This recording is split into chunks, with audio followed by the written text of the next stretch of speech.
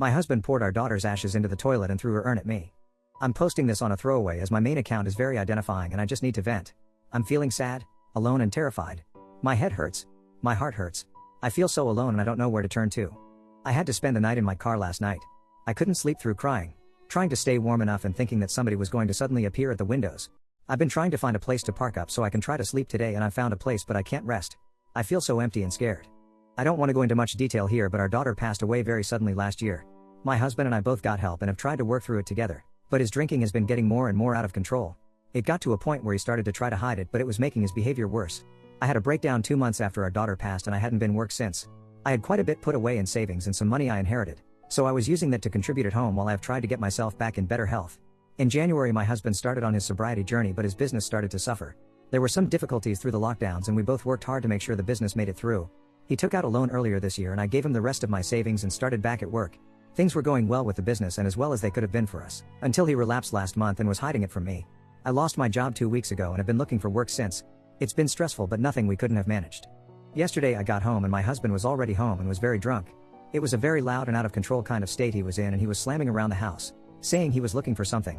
I couldn't get much sense out of him and he was really irate. I didn't really know what to do and when I tried to ask if he was okay he got in my face and was quite aggressive with me. He randomly started to throw accusations at me, accusing me of all kinds of things that I have no idea where any of it came from. I was scared at that point and didn't want to be in the house with him. I hadn't seen him that angry before and I think it was a buildup of grief that had come spilling out, but I felt scared. I put my shoes and coat on and told him I was going to head out for a while. That's when he snapped and accused me of trying to leave him. It all happened very suddenly but he charged at me and got hold of my arm and threw me onto the floor and pulled me down the hallway. At some point of him drunkenly shouting about him not letting me leave him, he suddenly stopped and told me he was going to give me a reason to hate him so much. He stormed off into the front room, took the urn with our daughter in and headed to the downstairs toilet. I got up and tried to stop him from doing whatever he was able to do. When he went towards the toilet I was trying to stop him and was pleading with him not to. He shoved me quite hard and I fell. He poured all of the ashes into the toilet and threw her urn at me, hitting my leg. He then started yelling at me to get out before he killed me. I was shaking and felt like I was frozen but I managed to get up and run to the front door. I took my keys and my handbag and drove off. I had no idea where to go, so parked up in a quiet area and just cried. I have done practically nothing but cry since. I have no family around and no friends that I can turn to who are close by. I was sick earlier on but I've managed to keep some water down. I thankfully keep a supply of it in the car. I don't know what to do. I switched my phone off all night in case he tried to contact me. I didn't want to hear from him. He's tried to call me today but I can't be around him while he is drinking again. I can't let him keep taking his anger out on me like this. I feel like it's all my fault. Everything. I just needed to vent. I'm exhausted of feeling like this. Update: my husband poured our daughter's ashes into the toilet and threw her urn at me. I'm not sure if I'm breaking any rules by posting an update. Thank you to everybody who reached out to me and commented on my original post. I didn't mean to leave any of you worrying. I deleted everything not long after taking an overdose. I had planned on trying again as soon as I got out of hospital. I'm still here though, and I was feeling extremely overwhelmed. I wanted to let you all know that I'm safe and I didn't go back. I can't get into everything that has gone on with my husband, as the police have been involved, and some of it is ongoing. I can say that he was playing games and acted calm and collected with them at first, trying to make out that he hadn't done anything wrong and that it was me with the problem. He told them that I was welcome home at any time. A couple of things happened and after I received some very threatening voice messages and texts from him, he reported my phone as stolen and had me cut off. He was trying to make me go home and have nowhere else to turn to. After some intervention and run-ins with the police, he offered to leave the house for a couple of days a few weeks ago. I was to go there with some help, allowing me to get my belongings and our daughter's things. Nobody asked him to leave. He offered. I arrived there, along with some help, to find that he had destroyed all of my things. When I say all of my things, I mean everything that I owned and that was in that house. I can't even imagine how long it must have taken him. He sliced my shoes and had gone over some of them in black marker, the same with my handbags. He cut up my clothes. All of my products were all over the bathroom, which he had smashed up. There were items of my clothes in the bath, and he had poured bleach all over them, as well as my cosmetics all destroyed and mixed in. He had smashed up / broken my other belongings. He had trashed the house, including our daughter's room. The only things I couldn't find were some of her things he had taken with him. I don't really remember much of being in the house. I suppose I kind of went numb once I realized what he had done and saw our daughter's room. The photos of it all are awful. He has claimed he doesn't remember doing any of it. He then put it down to a drunken rage. After doing it, he went straight over to his parents, knowing what was coming, and pleaded with them for help.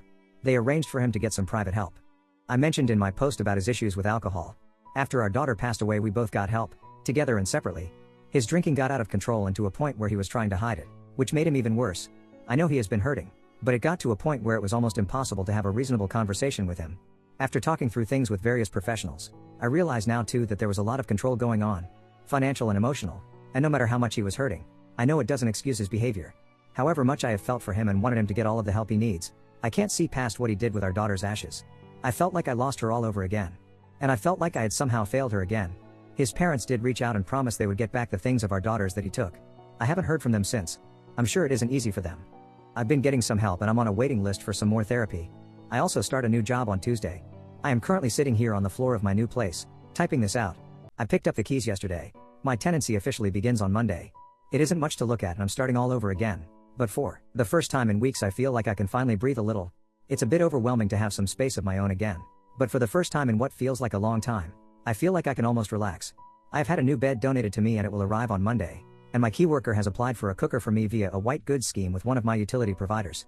I don't have any hot water or heating until my gas is uncapped on Monday. But I do have some electricity. I've got some books to read. And just this morning I picked up a bag of mostly canned food from the food bank. It took a lot to be able to face going. But it's enough to last me for the next few days and it doesn't need to be heated. I might not have what I had. But I'm not where I was. I'm not sure where things will go from here. It felt like I had died along with my daughter. Yet my body was still there and going through life. I want to believe I can do something in her memory. Even if that something is making it through each day. I'm safe. And I'm trying to be well. Now on to another story. I, 25M, was planning to propose to my girlfriend, 26F. But she admitted after a night out that she cheated on me and is begging for forgiveness. How do I go about this? I've known my girlfriend since we were in kindergarten. She's helped me through thick and thin. Through periods of depression. When my parents were being abusive. When I lost my grandparents. Through it all. She's genuinely my hero. She's also so warm-hearted, caring, selfless, and the best person I know. About a month ago, I told her parents and mine that I wanted to marry her and we agreed to rent out our favorite amusement park, where I would propose to her, which is also where I confessed my love to her. It is still rented for 29th August. It was all so perfect, until yesterday. My girlfriend said that she's going to a karaoke event with her female friends. At 2 a.m. today, she returned, clearly drunk, and collapsed in bed. This morning, she woke up in tears and apologized profusely. After she'd calmed down, she explained that she was drunk and decided to have intimacy with another man at the party after the karaoke and regretted it afterwards a lot. When I asked why she'd do this, she said that she was so drunk that she completely blanked on the fact that she was in a relationship with me. That sounded to me like she would have intimacy with other men if she wasn't with me, so I asked if she was unhappy in bed. But she reassured me that that's not the case and couldn't ask for anything more from me and regrets everything she did. I had so many more questions that I wanted to ask, but my heart completely broke and I began crying. She hugged me and said that she would do anything to get my trust back and constantly asked not to break up over this. I said that I need some time to think and went into a separate room.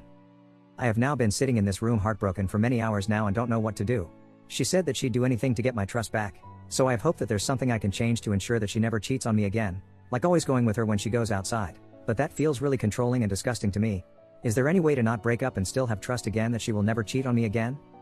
If I do break up though, I don't think I can ever love anyone like her again. Please try to understand and comprehend that I've known her since not long after I was even born. We were often in the same class, doing the same school work together, playing together, eating together, doing everything together. I spent many years trying to confess my love. We've spent many years living, loving, smiling together.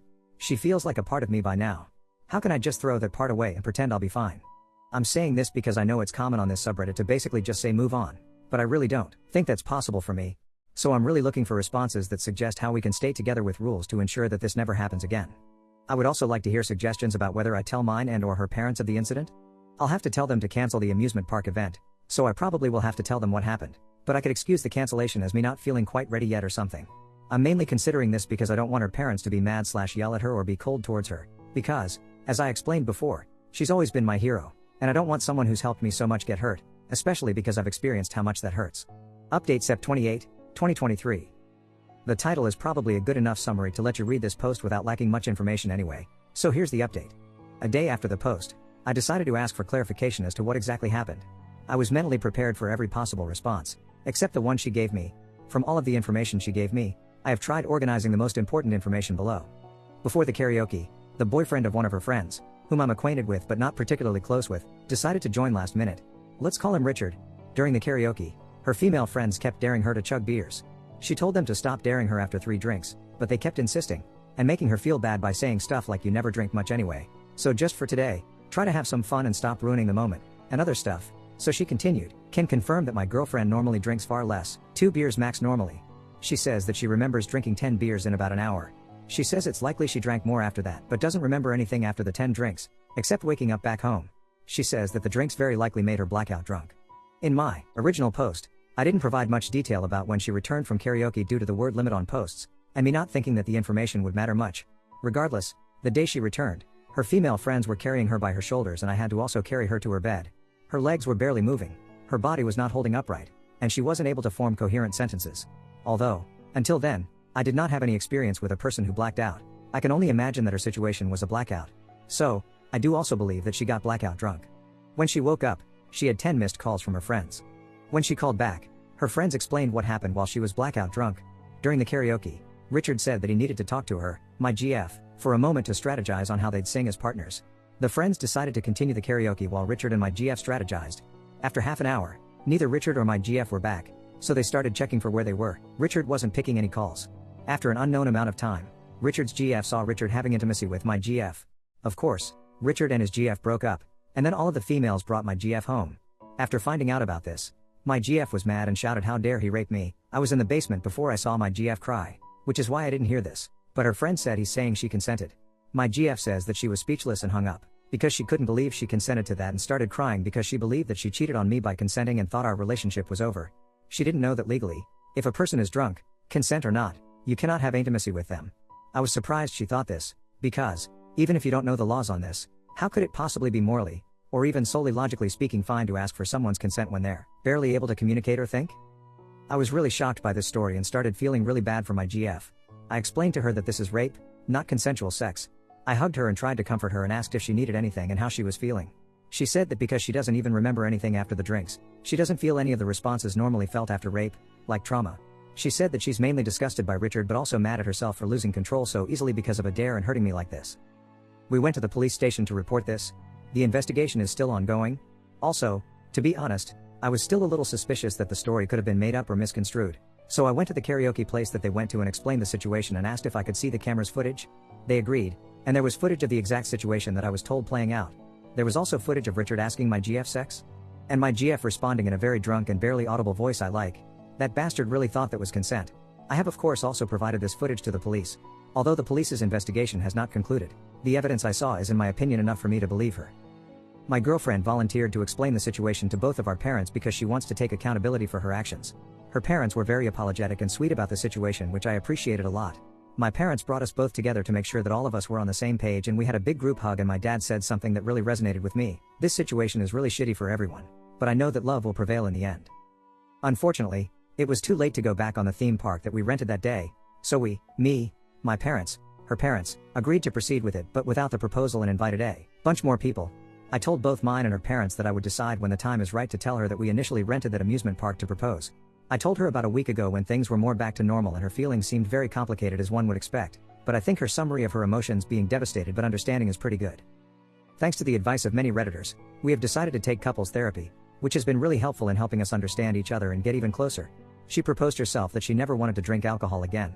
She said that it never even tasted that good anyway and never made me happy in the long term. She said that she mainly just drinks to fit in, but now plans to stop. So far, that goal has been going great. We also realized that we both always want to do events like karaoke together but sometimes worry about bothering the other. Even on the day that she went with her friends, she wanted to go with me, but thought that I looked busy, so went alone. I was not busy. We have worked hard at being more communicative and expressing our feelings more, and it has seriously been great. I've also told her about my Reddit post. I want to thank everyone for all of the advice, even if it was a little mean.